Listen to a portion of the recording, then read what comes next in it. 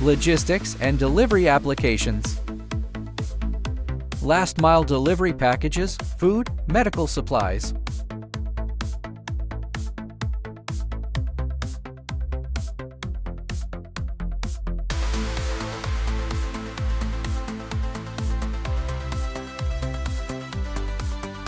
postal services in rural or remote areas,